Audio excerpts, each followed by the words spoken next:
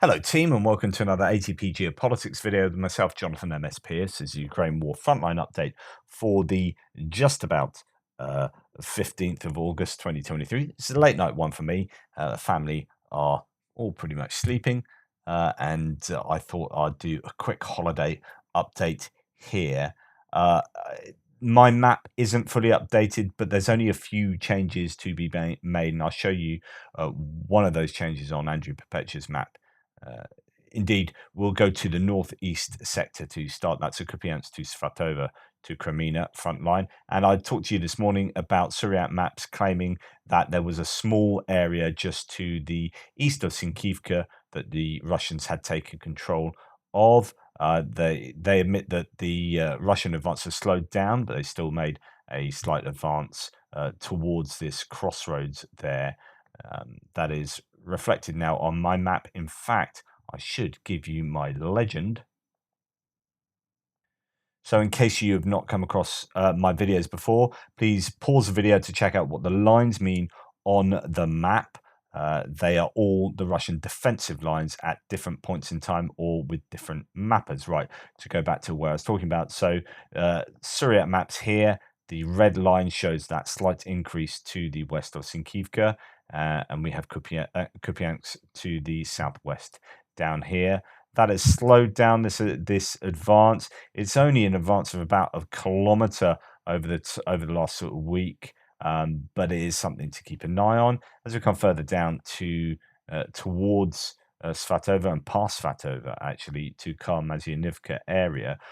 This is where the Russians made some quite quick advances over a number of days, and then the Ukrainians sent in some reinforcements and kind of bolstered their forces there and were able to push the Russians almost back to where they had started. However, Andrew Perpetua, whose map here normally shows Russian advances in this dark red, and he'll keep that for a couple of days until that's settled, and then turns it back to the lighter pink, right? So that's what an advance looks like. But there's a difference in his mapping around this Svatova area. So Svatova, we're looking at Karmazianivka area just there. So this is this area we are looking at just to the southwest of Svatova and the west of Svatova there.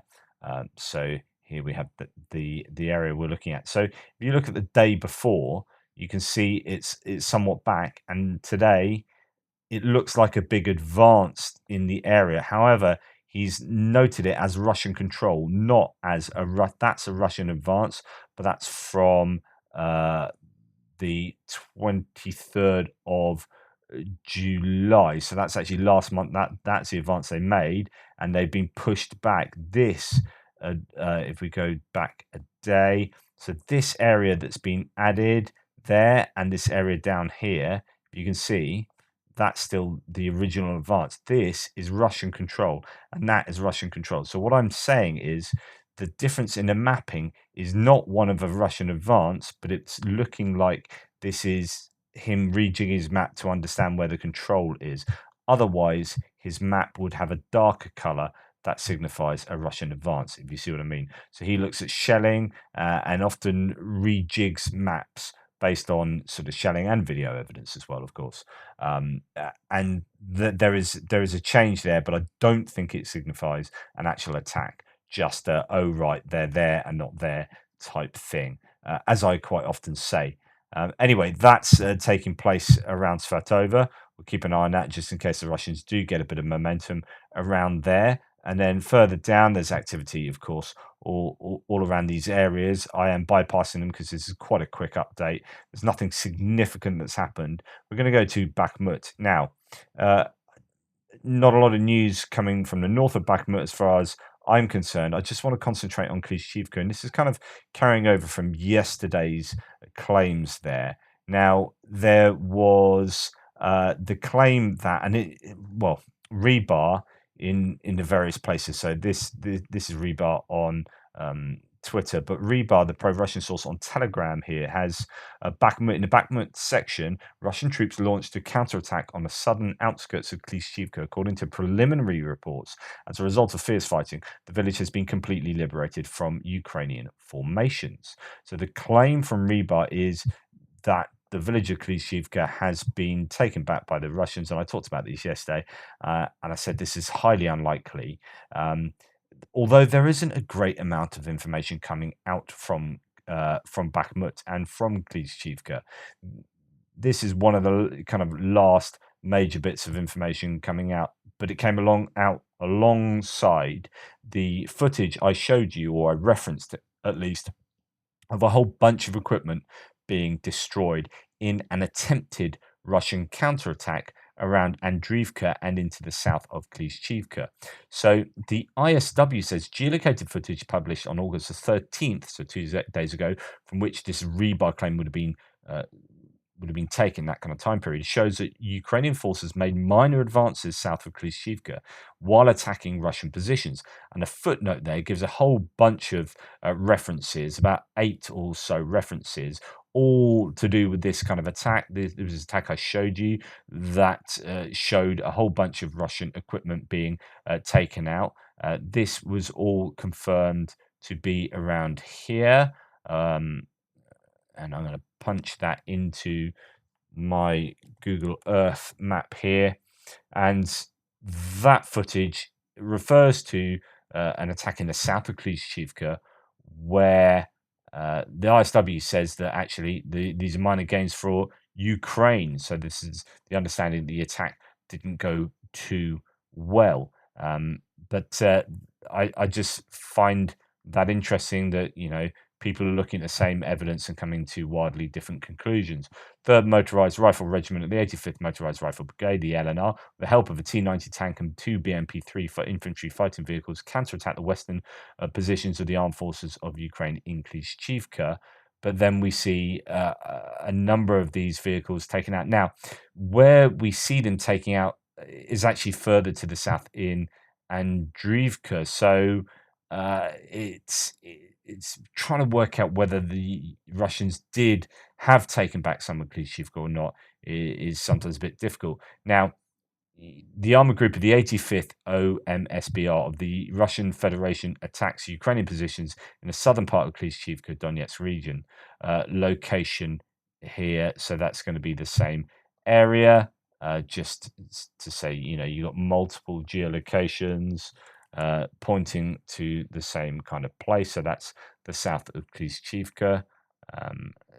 And then we have this one. Now, this is a Russian counter attack versus the 3rd Assault Brigade. And this is where we have a whole bunch of T-90s, MTLB, and BMPs abandoned or taken out. What I find quite interesting about this, and although this isn't exactly in Klishchiivka, so you're wondering, is this just a completely different kind of attack?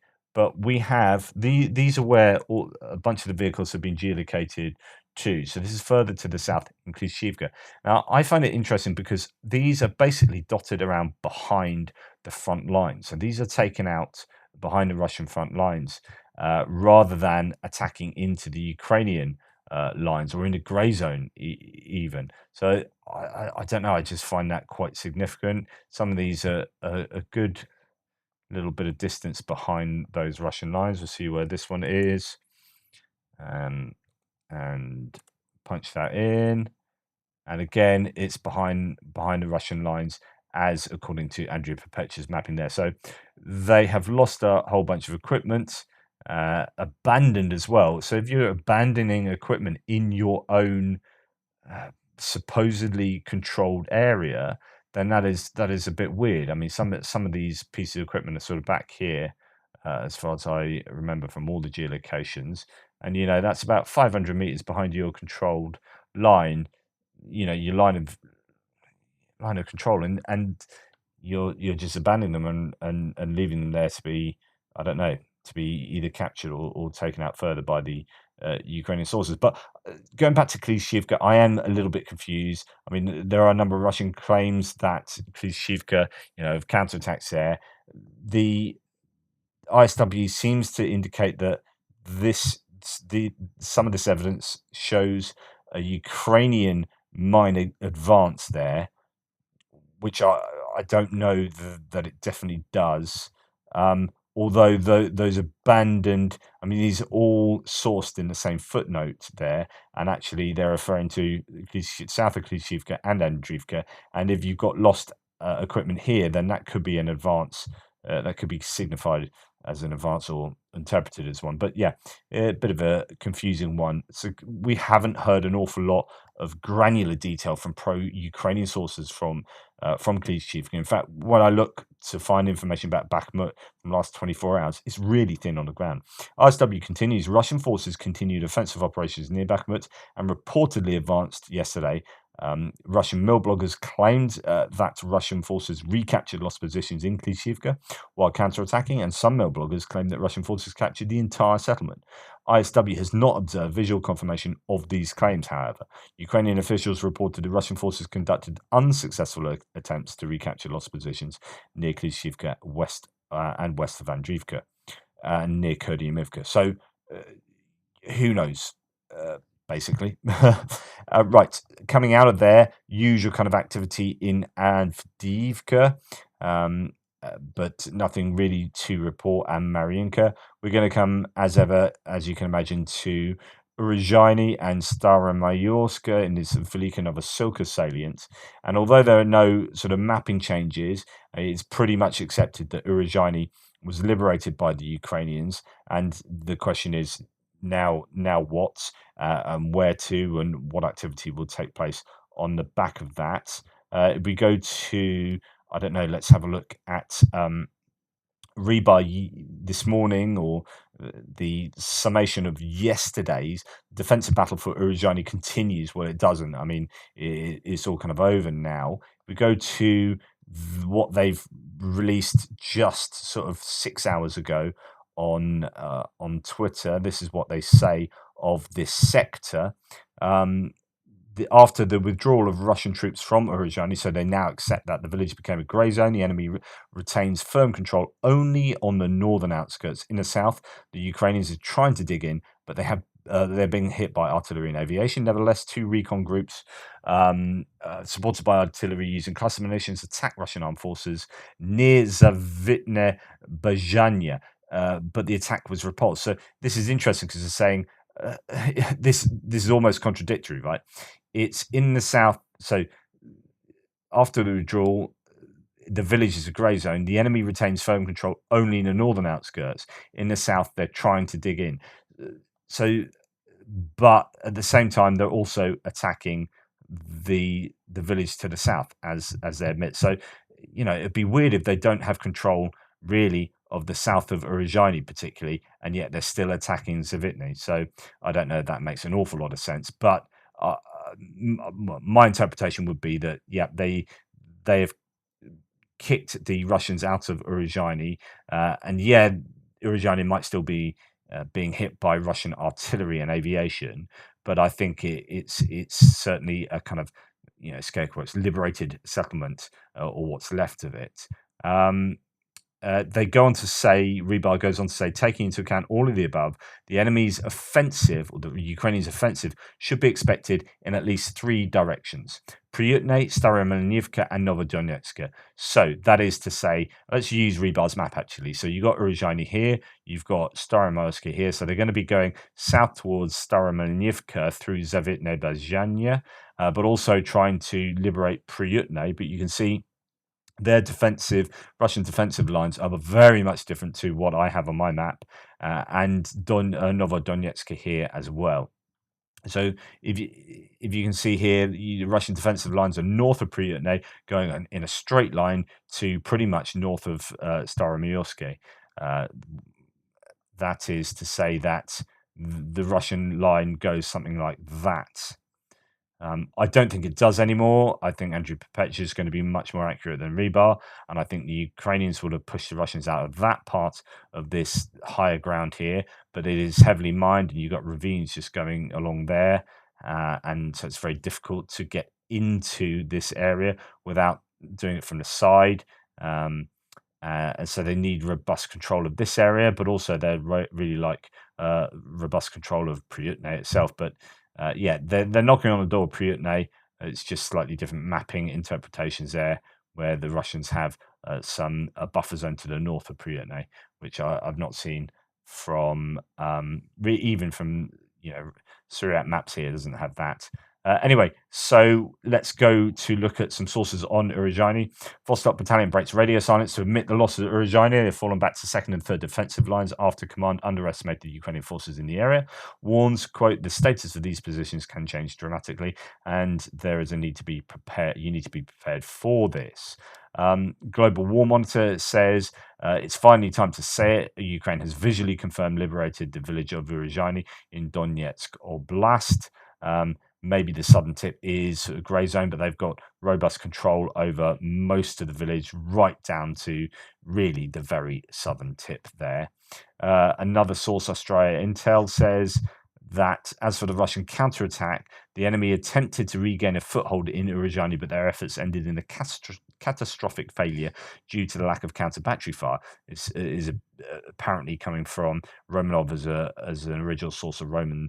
A Russian source there. Now, lack of counter battery fire is just a recurring issue for the Russians, and it's really hampering their attempts to do any kind of meaningful defense. What else can we say? Well, Barracuda here says, according to the Russian source Rebar, Uriani already fallen, and Ukrainian troops are pushing on Savitne, as we've talked about, from both Staromilsk and Uriani. So that is where it's at the moment, pushing south from there, and we'll see how the Ukrainians do as well as the information comes through tomorrow morning. Usually, there's a delay between things happening and people finding out about it. So it could well be that Ukrainians are, in Zavitne or certainly knocking on the door. The maps could be quite different from what they look now. Operational security and the delay in getting information out. So anyway, that area is looking fairly promising along the whole of the southern front. Really, I don't know if there are large Ukrainian costs associated with this. It doesn't seem to be too bad in the Uriani area, although Russian sources might tell you otherwise. Novodonetsk is holding out. We had heard some time ago that they were perhaps liberated Novodonetsk and Novomayorsk, but that's not the case, and it could be that that you might see some activity around there over the next 24 hours. Right, moving to the west and coming on to Robotna, where there's a lot of talk really about Robotna at the moment. So this is the Malatok Machka area, go south from Orikhiv. Quite a lot of interesting information as well. Stuff like I think it's in this area or it is around here. So you've got drone footage of Tokmak. So you've now got Ukrainian drones that are flying deep enough into Russian territory that they can see Tokmak. Now, there was talk that actually it's not too far away from being able to be hit by artillery. So, and when I say not too far, technically it can be hit by artillery. So that's 24 kilometers from the front line. Now, if we extend that to something like 31 kilometers, and that's back behind the counter-offensive original line there, you can hit Tokmak now with Archers, Caesars, Panzerhauser 2000s, HS Crab. I mean, it depends what munitions, ordnance you're using as well. But Tokmak is in trouble. It's no longer just going to be hit by HIMARS and whatnot. Also, there was talk about FPV drones getting as far as 14.5 kilometers behind front lines. So that is itself significant as well.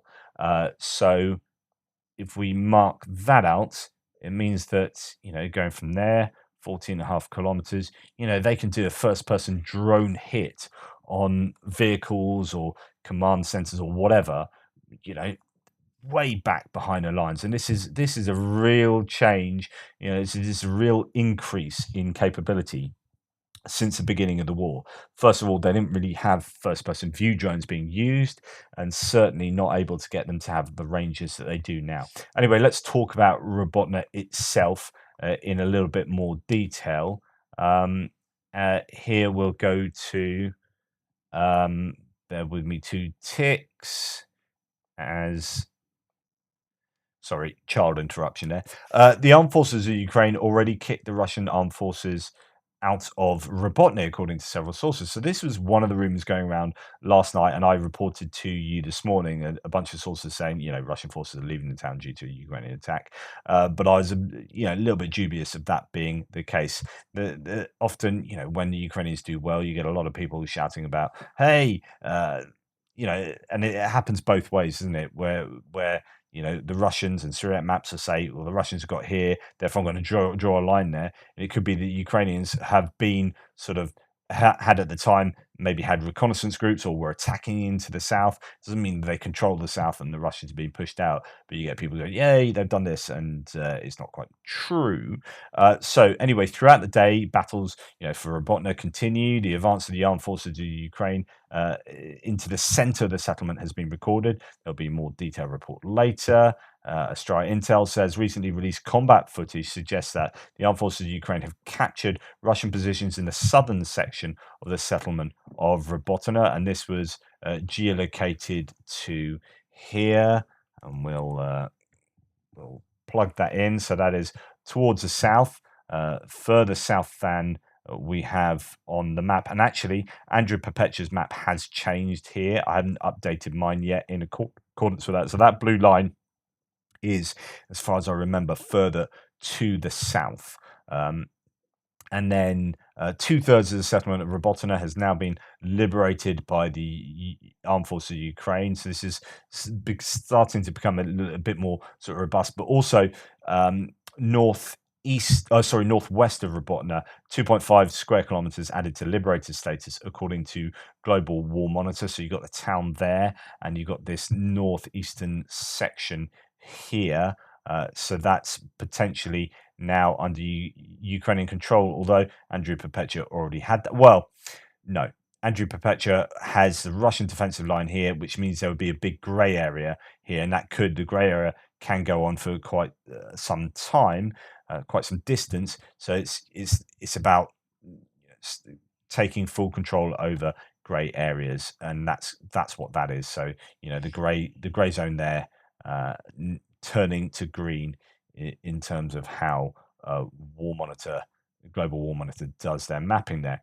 Right, then we hear Russia's forces retreated to a trench defense line at the southern outskirts of Robotna. Northern part of the village is now under Ukrainian control. Southern part is a grey zone, and further to that, Ukrainian forces in the counteroffensive actions have made significant progress around Robotna and have liberated the north and west of the town, whilst also pushing Russians from extensive defensive positions in the eastern sector. Artillery now pours on positions near Solodka Balka. I find that interesting because, that's Novopokrivka and Ilchenkova to the south. You now have, it's a settlement, three settlements down, that is being hit by artillery. So we've already seen things like FPV drones working around here and artillery hitting positions around Novopokrivka, but I haven't heard these settlements being mentioned before. So interesting that shows that the Ukrainians are advancing. Right, Fahir Jr. gives an update saying, in the Robotna Verbova line, the Ukrainian armed forces have eliminated the Russian troops from most of the village of Robotna, as I told you a day ago in my previous analysis, and that the Russians defending have become weak. They no longer have the compactness of their troops, and that they are in great difficulty. We have known since yesterday that the Ukrainian army raided the village of Robotna. The Ukrainian army controls the high ground northeast of the village. Enemy artillery strikes the north and center of the settlement, but without devastating effect on the Ukrainian army as it prepares to fortify and secure its positions. Needless to say, the Russians are in retreat from Robotna village. They are actually on the run. In the village of Verbove, the enemy prepares for a long defense. Territorial troops of the occupiers and bars occupied positions on the outskirts and on the main line of defense. So this is still the attempt to fight down the trench line that goes towards Verbove, and I don't know what the Ukrainians will try to do about Verbove, whether they'll try to flank it or go through it. I keep thinking they will flank places and kind of encircle them and get the Russians to remove themselves. But actually, they do that. They flank and then go through the town and attack it from three sides, and it seems to be fairly effective at the moment. And it goes on to talk about Rizhani being under Ukrainian control, and the talk of Zavitne Bazhanye towards Staromilyivka. The Russians trying to counterattack, but with no success. So they think a breakthrough is just a matter of time. And then this is worth a little dipping into. This is Barracuda starting to post again, which is good. Often has good footage of things from both sides, actually, and that's why I like Barracuda. Today, on the southern front line in the village of Robotny, the M1126 Striker. So these are the APCs that are provided by the Americans. The first one has been seen to be hit. And in fact, if we go back to rebar, the claim is down here. And this is worth like just dipping into a little bit because yes, here it is. So this morning, footage came from Zaporizhia front showing Lancet kamikaze drone operators working on enemy armored vehicles. Judging by the characteristic machine gun turret, the drone destroyed the Striker armored personnel carrier, and then puts the coordinates here, right? What's interesting about this is, as far as I understand, there's no footage to suggest that the Striker is destroyed because the Russians cut the footage as soon as the Lancet hits the vehicle. And in fact, that usually indicates that it precisely hasn't been destroyed. In fact, has carried on driving. But anyway, back to Barracuda. Strikers supplied by the US and a Marder 1A3 supplied by Germany was seen for the first time. These images came as the village of Robotny has largely fallen. As offensive operations continue to yield few but effective results, we will continue to see how equipment on the ground to see new equipment on the ground. Sorry. In the photo is a Challenger 2 tank, and this photo is doing the rounds, displayed today in location. But Challenger 2s, although no one quite knows where it is, Challenger 2s will likely be seen. Sorry, no location. Will likely be seen on the front lines soon. Even the CV9040s were seen in the Crimea front line, and they've lost a couple of those now, which is a shame because they're also some of the best iterations of those as well, which is really, I guess, annoying. This is with a kind of cope cage, which they do have their use for against things like RPGs, and actually against something like a Lancet. If it's not hitting from the side, it's got slat armor at the side as well to help against those. I mean, it will have some defensive value. It won't make any difference to something like a top down, top attack javelin or Enlaw, but the question is, will the Russians have those kind of munitions to use against that? Unlikely, but possible. So there are potentially new things afoot, as in, it was starting to see new bits of equipment on the front line around here. I'm just see if I can dig up that a post on that Striker. So this is the Striker video, and you can see the Lancet come in from the bottom here, and then it hits, it carries on driving, and then the video cuts. And if it had actually done its damage there and taken out the Striker, you would have seen the Russians would have shown that, right? If you'd had a Striker blowing up or it careering off the road and being in trouble, that would have been part of the video. It's not, and that could well suggest that Lancet bounced off. But it's this interpretation. Striker, the drone destroyed a Striker. So now this is out there, and now you have people pro-Russians, like people like Clive Engel and Trebuchet and all these kind of trolls on my threads will say, "Oh, Striker's been destroyed." And it's like, no, it hasn't. Right?